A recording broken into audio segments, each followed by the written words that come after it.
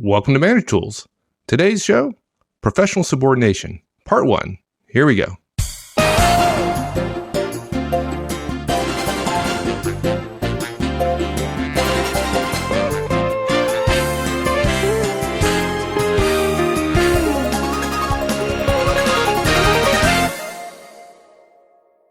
Well, this one's not going to be a long cast, I suspect, but it is an important one, right? I mean, frankly, I think you and I were talking, we thought maybe it ought to be in the Career Tools feed as well, but we have it here in Manager Tools because of the importance of this lesson in professionalism for managers. And we don't talk about professionalism a lot. That's kind of a way of thinking. It's there are professional behaviors, but professionalism is something different. But this is important stuff. And if you're a smart manager, you're going to share this with your team of individual contributors and help them understand it before they make that kind of classic rookie mistake we're going to talk about someday. Yeah. So set us up a little bit. What caused you to bring this topic up? Yeah, I've been thinking about it for years, and it just happened to be next on the list, I guess. But let's consider this. Here's a situation, right, that tells us about this choice we have as professionals. You're in a meeting with your boss, and you've made your case for some new idea. Maybe it's a change in your budget. Maybe your direct's getting time to spend on something different or new, stopping work on something you think is going nowhere, right? Or maybe even your opinion wasn't asked for, but the bottom line here is you disagree with the decision that has been made. Maybe your boss overruled you even. Maybe the decision was made at higher levels. Maybe even your boss didn't have any input. None of this ever happened to me, by the way. Yeah. Well, it did to me. I've always been so persuasive.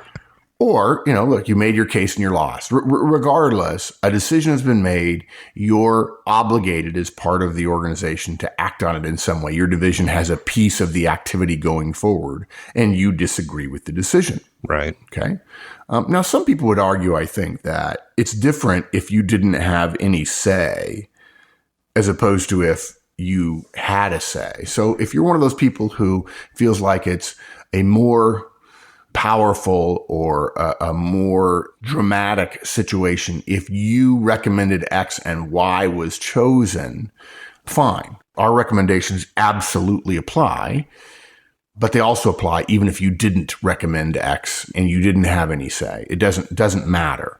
Folks, it really doesn't matter. The fact that you might feel shame and embarrassment in front of your directs, that you went in with them knowing you were going to pitch for X and you come out saying, well, they decided Y.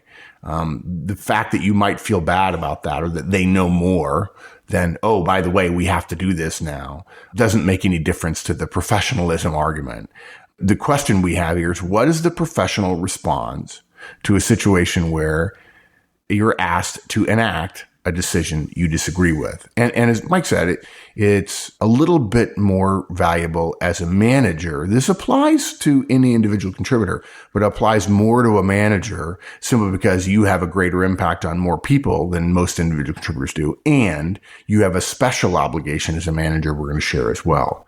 So how do you react? How do you act when your idea was overruled or you have to enact a decision you disagree with? And there are 3 recommendations we have. Okay. Number 1, the professional choice is to murder the unchosen alternative. We've talked about this before, but never given its own cast. We've alluded to it, and you've got to be able to do this. It's a part of being a professional.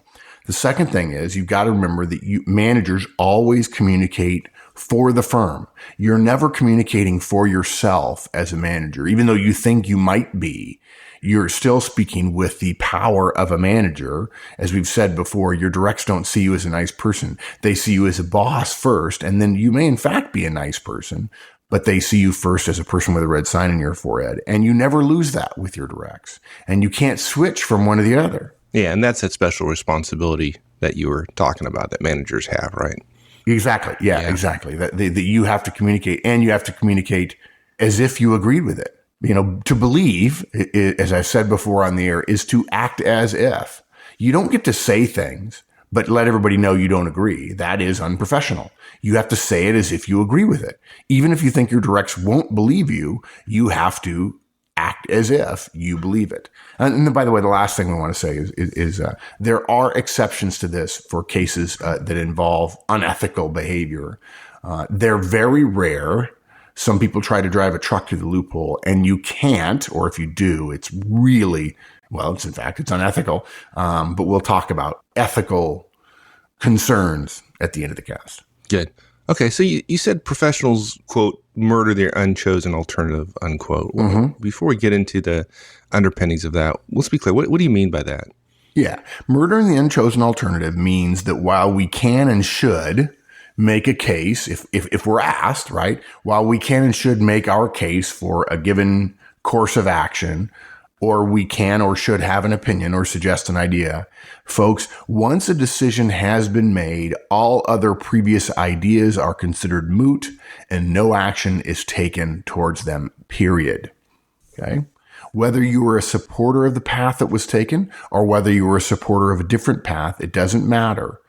As part of a larger organization, your obligation is to lay any differences aside once the decision has been taken and act on the decision without regard to any of your or anybody else's previous opinions.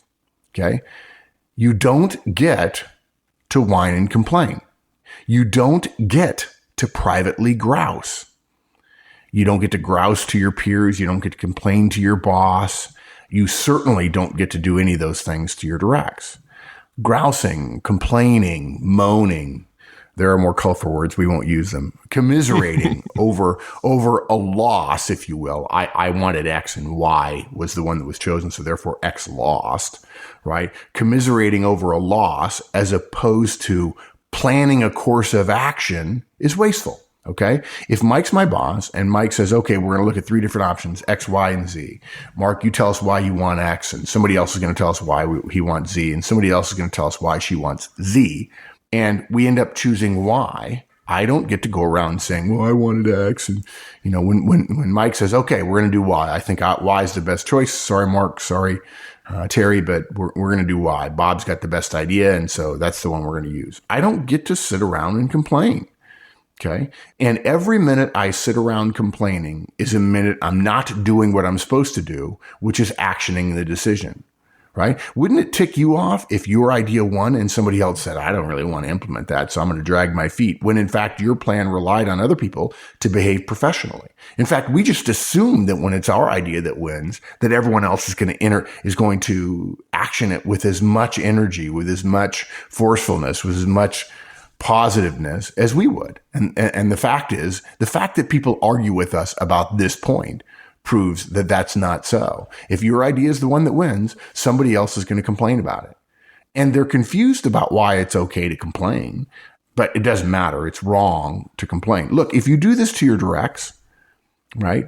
Again, remember, every minute you spent complaining is a minute you're not doing what you're supposed to do. Even if we said, fine, it's okay to complain, we're going to say, yes, but if you have a choice between complaining and actioning the work that's necessary, then clearly, even if it's fine, the better choice is to action the work. And so, go ahead and complain when you have a spare minute, which is to say never, right?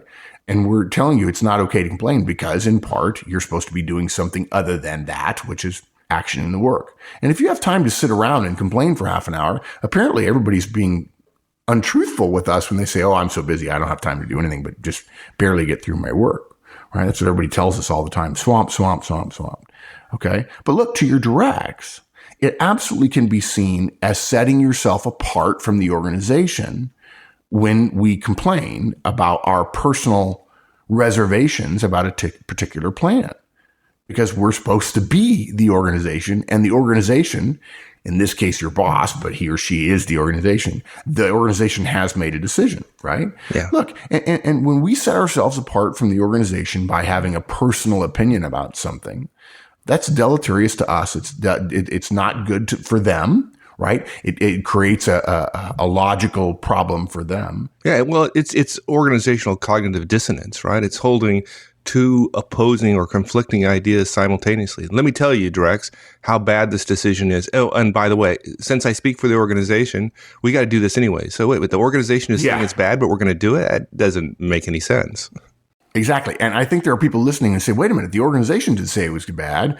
You said it was bad. And of course, that's our point. Yeah, that's the point. When you say it as a manager, you are the organization, right?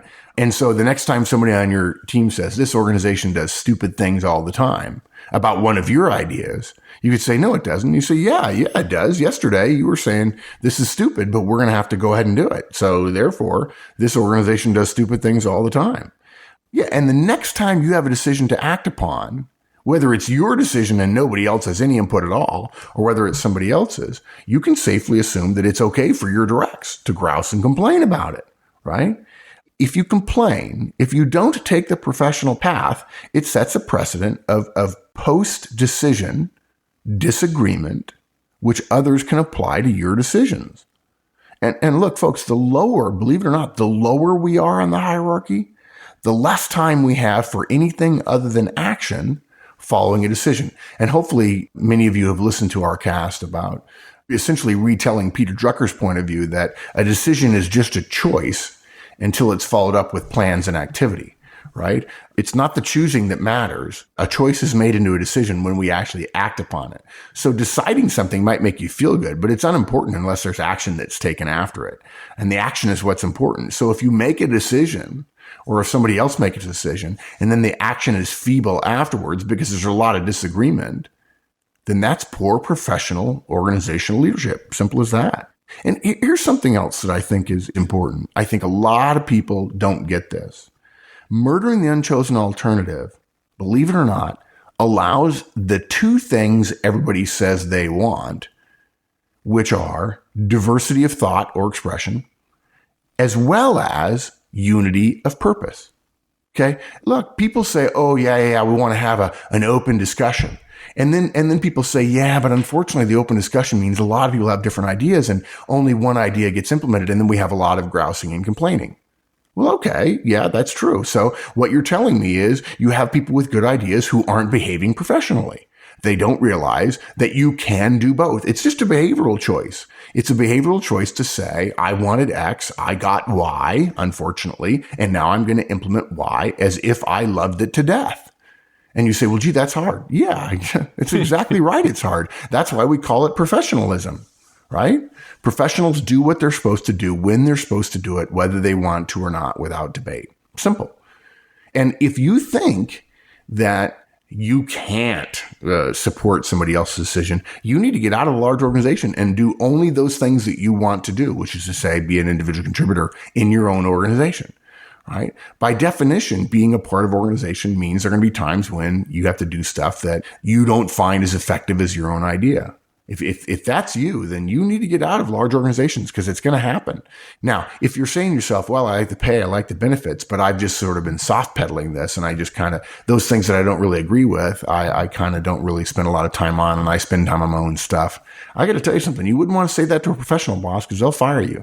And yeah, there's a lot of stuff in the paper that in the news now that says you should be given a bunch of time to work on your own stuff. And that's great. But if your company doesn't say that, you don't get it.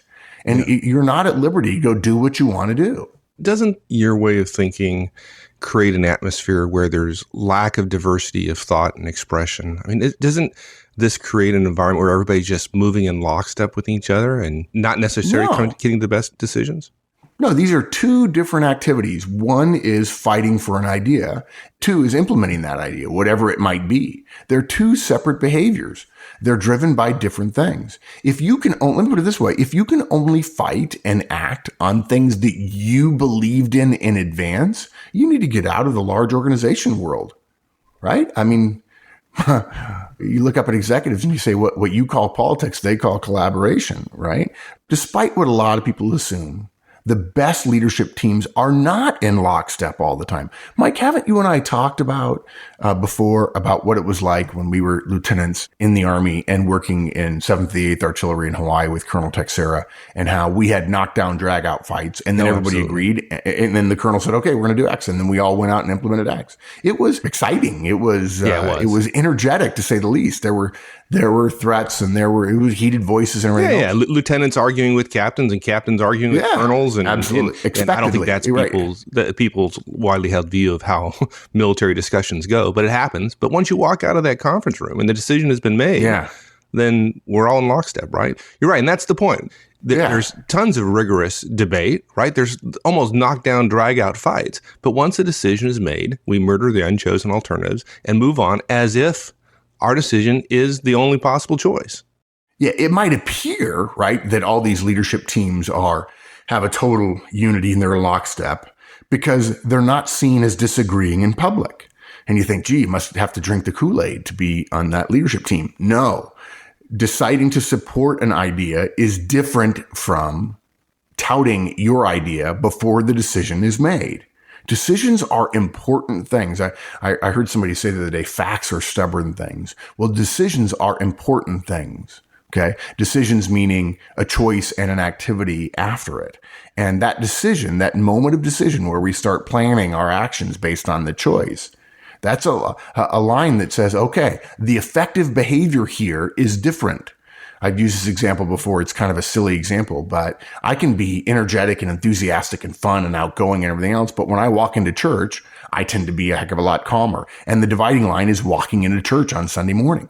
Okay. There are other situations where one activity is, look, if you're cheering for your team at the top of your lungs and it's the late in the game and you want your team to win and then your team loses, you don't keep cheering an hour later and go, way, go team, go, right? Okay, the game's over and now different behavior is expected.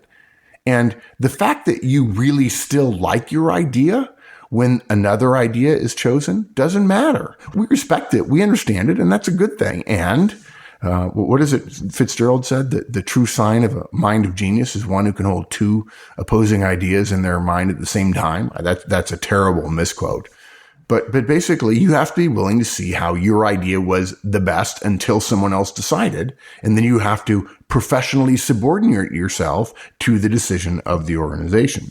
So look, you don't see those senior people or you don't see that leadership team disagreeing. And some people think, right? I think this is the point you and I were making about our experience in the Army is they mistakenly see that unity as indicating either an agreement in advance or some dictatorial leader, right, enforcing the unity. But it just isn't so, folks. In really effective groups, particularly on corporate boards, they disagree openly. They say, well, I think X or I think Y. And sometimes they win and sometimes they lose. And then they decide. And there are organizations or teams where they have a narcissistic boss, right, who hires nothing but who agree with them all the time. But that's not what we're talking about. That's not an effective team. Yeah, look, Henry Ford once said, if we always agree, one of us is unnecessary. What he meant by that was he expected his leadership team to disagree on stuff. Okay. In the U.S., there was recently a book by Doris Kearns Goodwin called about President Lincoln's cabinet, and it was called A Team of Rivals. Oh, yeah. And frankly, most managers today would say, dear God, why would I do that? Why would I hire a bunch of my rivals to be my directs? The point is not, and it worked for Lincoln, although there was a lot of friction and he had to manage it, but he believed that the friction beforehand would create better ideas, and he could trust these people to be professional. And once a decision was made, they would all act on it as best they could. Look, effective leadership teams regularly disagree, folks. Ask executives you admire that are part of an effective leadership group. They'll tell you it is knockdown, drag out, as Mike said. Early disagreement leads to better ideas and plans. Disagreement happens because leaders are encouraged to disagree. Okay. The idea of disagreement and then unity of purpose are not an opposition. There are two things that happen in sequential order, and the decision is the dividing line between the two, and you simply have to change the behavior you're engaging in. Just like if you have a deadline on Friday at 2:00 and you really need to meet that deadline, otherwise your project goes red, you're going to spend all Friday morning and early afternoon working on meeting that deadline. And the moment you meet that deadline and you're now green for that deadline, you're not going to keep working on that particular task. It's sequential. The moment the task is done, you move on to something else. Okay. Your task as a professional before a decision is made is to argue or convince or cajole or be accurate and persuasive with why you believe X, Y, or Z should be done. But once the decision is made, your behavior, the appropriate behavior changes to supporting the activity that will enact the decision. That's a critical critical factor. And so murdering the unchosen alternative means even if you fought for X, you don't talk about X afterwards. If your directs come to you and say, I thought you wanted X. Well, I did, but we're doing Y and I believe in it. And this is why it's going to work. And if you can't do that, if you can't say why it's going to work, then you need to have second thoughts about being, let's put it this way, a mid-level manager in a large organization. Thanks, everyone. That's it for part 1. We'll finish this one up next week. In the meantime, go to podcastawards.com and vote for Career Tools in Best of Management. We'll appreciate your vote. All right, folks, have a great one. So long.